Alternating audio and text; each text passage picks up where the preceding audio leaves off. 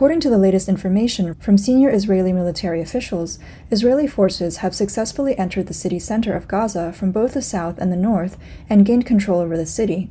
Israel had previously established a firm grip on the outskirts of Gaza City and concentrated its forces in the city center, forming a tight encirclement. Currently, an estimated 200,000 civilians are believed to be trapped in the main urban area of Gaza City, with an additional 300,000 civilians in the northern part. Israel's comprehensive military and technological capabilities have demonstrated much stronger combat power than anticipated, signaling an inevitable victory. This conflict displays not only a show of force, but also a prime example of high-tech warfare. The Israeli military has leveraged AI battlefield management technology, such as the Fire Factory system, robots, and drones, reaching new heights in precision strikes and tactical execution. In this challenging urban warfare, Israel's military advantage has become a significant harbinger of victory. Through the extensive use of unmanned devices and highly developed cyber warfare capabilities, the Israeli military has ensured comprehensive control over every corner of the battlefield, firmly dictating the pace of the war. Meanwhile, international dynamics also play a role in this conflict. The deployment of Ohio-class submarines by the United States in the Suez Canal is evidently a warning to all parties in the Middle East not to interfere in ongoing military operations. Furthermore, Israeli Prime Minister Benjamin Netanyahu's declaration of an indefinite occupation of the Gaza Strip underscores Israel's commitment to its long-term strategic layout in the region. In the battles in Gaza's rural areas, Israel's strategic operations can be divided into two main phases: ground operations and tunnel warfare. In the ground operations phase, Israel first disrupted Hamas's communication systems, throwing their command structure into disarray. Subsequently, precise airstrikes destroyed Hamas's rocket launch facilities, clearing the way for the advance of ground forces. Then, ground troops swiftly moved in, with bulldozers and soldiers working in coordination to flatten the terrain disrupted by airstrikes and dig trenches, providing protection for infantry advancement. In this phase, the Israeli military demonstrated its mastery of ground tactics and joint operations. Tunnel warfare also plays a crucial role in Israel's strategy. Israel conducted extensive searches and reconnaissance of Hamas's tunnel network using small robots and combat dogs. These compact 30-centimeter square robots, operated remotely by soldiers, could penetrate deep into enemy territory for reconnaissance and even detonate mines. The use of sponge bombs and bunker-buster munitions thoroughly destroyed tunnel structures, severely undermining the enemy's underground combat capabilities. On the first day of tunnel warfare, Israel claimed to have destroyed 150 tunnel targets, an achievement more than 200 times faster than previous operations. This technological leap demonstrates that Israel has significantly enhanced its level of technological warfare within less than a decade. Over the course of a month, Israel claims to have eliminated 11,000 Hamas targets, including tunnels and residential spaces. Special Forces operations were highly effective in capturing several Hamas ground commanders, dismantling the enemy's organizational structure, and dealing a severe blow to Hamas's fighting capabilities. As the battle progressed, Gaza City came under siege by the Israeli military. The conflict shifted from open rural areas to densely populated urban ones, with the Israeli military advancing in a tightly coordinated and tactical manner. In the Battle of Gaza City, the Israeli military conducts around 440 airstrikes daily, targeting key Hamas positions. The support from army tanks and naval artillery forms a powerful three-pronged approach. Night strategies involve using intense light to flush Hamas from underground shelters, and even unoccupied tunnels are destroyed to weaken Hamas supply lines. During the siege, Hamas's defenses are continuously weakened, facing tremendous pressure on morale and supplies. Despite attempts to show resilience through videos of tank destruction and naval torpedoes, these efforts seem inadequate against Israel's tight military tactics. Israel's focus on information warfare has played a crucial role. The Gaza conflict is almost shielded from the external world, with little known about the actual fighting. Israel effectively suppressed international pressure, reducing unfavorable global opinions and protests. Meanwhile, Israel negotiates with Hamas through the U.S., likely exploiting Hamas's lack of battlefield awareness, potentially leading to the release of hostages. In the tense Gaza conflict, Israel's AI battlefield management system, Fire Factory, plays a vital role.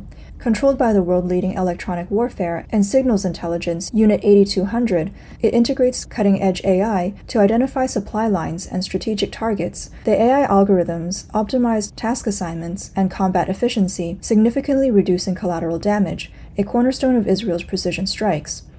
Unit 8200 recruits elite individuals skilled in high school using AI for data integration, image analysis, signal interception, and voice recognition. This detailed data processing provides precise information for battlefield decisions, ensuring meticulous planning and execution of military actions. Israel uses electronic surveillance for targeting, calculating the needed explosive yield. It tracks Hamas commanders, enabling special forces to capture targets swiftly and accurately. Israel's prowess in software engineering is internationally recognized, with the U.S. arms dealers sharing source codes approved by the U.S. Department of Defense. This trust in Israel's high-tech capabilities is unique. Israel uses this to build specialized high-tech equipment, such as custom bulldozers and combat vehicles, tailored for the Middle East terrain and combat needs. These vehicles may not stand out in combat ability, but offer advanced protection, withstanding mine explosions. Israel ranks among the top 5 global tech powers, with its software engineers leading in the IT industry. China and Russia lag behind in many tech areas, and other Middle Eastern countries, awed by Israel's technological strength, remain silent observers. Indigenous chips enable the F-35I fighter jet to intercept missiles without GPS. The successful interception of a Meteor 3 ballistic missile by the Sword 2 system in space was unprecedented, leading Germany to opt for it over the US's THAAD system. Israel also uses its battlefield management system to justify airstrikes on hospitals, schools, and playgrounds by showing Hamas's rocket installations, clarifying its actions' legitimacy. Israel insists on humanitarian principles, providing civilians with evacuation routes. Israel's military operation in Gaza is marked by precise tactical execution and impressive intelligence gathering. Recent reports indicate that Israel has targeted Hamas's military head in Gaza, Sinwar, believed to be hiding near Al-Sifa Hospital. Eliminating such a high-value target would significantly contribute to the operation's success. The Israeli military's superior intelligence work benefits from a combination of undercover operations on the ground and technical reconnaissance. This includes surveillance of enemy commanders and precise warnings to civilian areas to minimize casualties. A BBC report reveals that the Israeli military issues evacuation warnings to civilians before operations, a strategy that effectively mitigates international criticism of its military actions.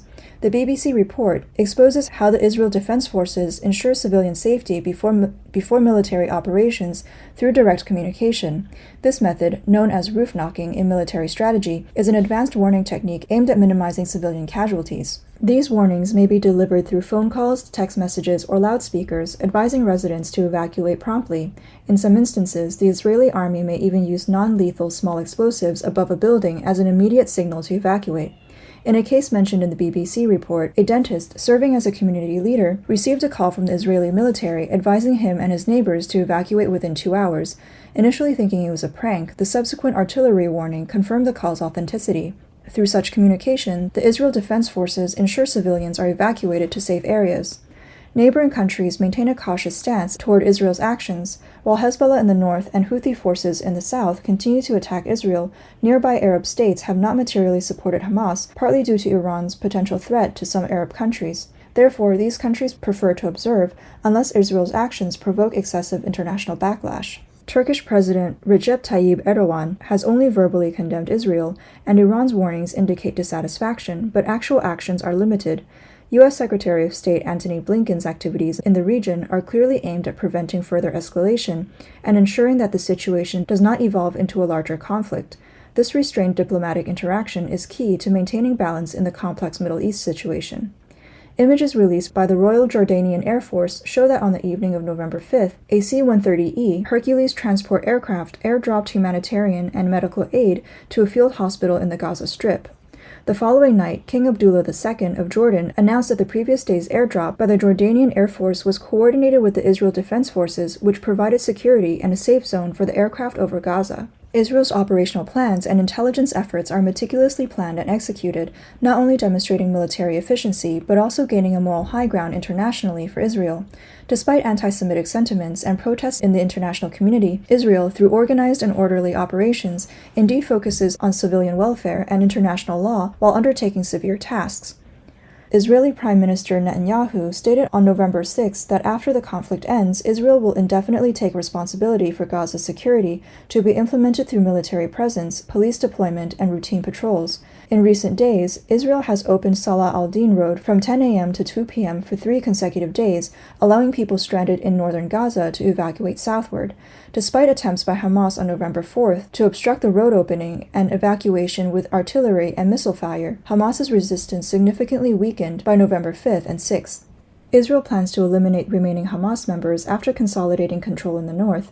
Identifying Hamas members is relatively easier in the densely populated north. Once the north is cleared, Israel will shift focus to the south, adopting similar military and administrative measures, expected to be smoother than in the north. Meanwhile, Israel has started reconstruction in the north, including building new residences to disperse the dense population and structures of Gaza City. This will also provide an opportunity for civilians evacuating from the south to return to the north, though not all. Once the south is fully controlled, Israel will simultaneously pursue the search and identification of Hamas members and the reconstruction of the region. In the long term, Israel plans to militarily manage Gaza while undertaking social and economic reconstruction, redesigning Gaza's overall layout, dispersing and isolating populations, and controlling population growth. This includes meticulous area surveillance by the military and police. Israel also plans to establish small businesses in Gaza, encouraging local participation, and may eventually allow them to work with Israel, promoting Gaza's economic development and gradual integration with Israeli society. While Israel is unlikely to hand over complete control of Gaza to the Palestinian Authority in the West Bank, it may allow them to participate in governance to some extent. The ultimate goal is to integrate Gaza with Israel, continuing the assimilation model of the over 2 million Palestinians already integrated. International involvement may influence Israel's governance strategy, but Israel is expected to maintain dominance over Gaza, ensuring any governance participation serves the broader direction of integrating Gaza into Israel. This process will need time to prove, but Israel's aim is to gradually guide the Gaza region toward prosperity and stability. In the tense Middle East, reports suggest extremists might try to provoke U.S. military action by attacking American embassies and military bases. However, the U.S. government has reportedly adopted a restrained strategy, not directly responding to these provocations.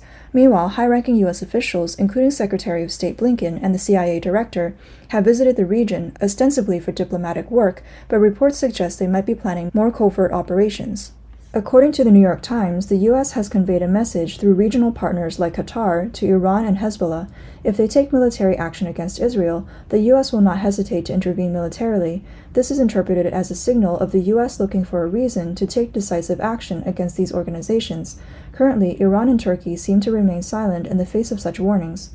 Additionally, U.S. deployments in the region, including 2 aircraft carriers and Ohio-class nuclear submarines in the Red Sea, along with reconnaissance missions by Reaper drones, indicate serious preparation for potential military conflicts. This military presence shows that the U.S. is ready for the worst-case scenario. The Biden administration statements imply that military intervention in Iran could trigger a broader geopolitical conflict involving Russia and China. Strategically, the U.S. appears to be seeking to contain conflict by stabilizing Arab states and limiting the leak of battlefield information. Analysts believe that despite potential conflict risks in the Middle East, East Asia remains a focal point of U.S. contention with the Sino-Russian axis. Additionally, North Korea, due to its geographical location and military potential, might become a focus of conflict, as it can not only be well supplied, but also poses a threat to the U.S. and its Asian allies. Thus, North Korea could be seen as a preferred location for potential conflicts, with its geopolitical significance possibly surpassing any region in the Middle East.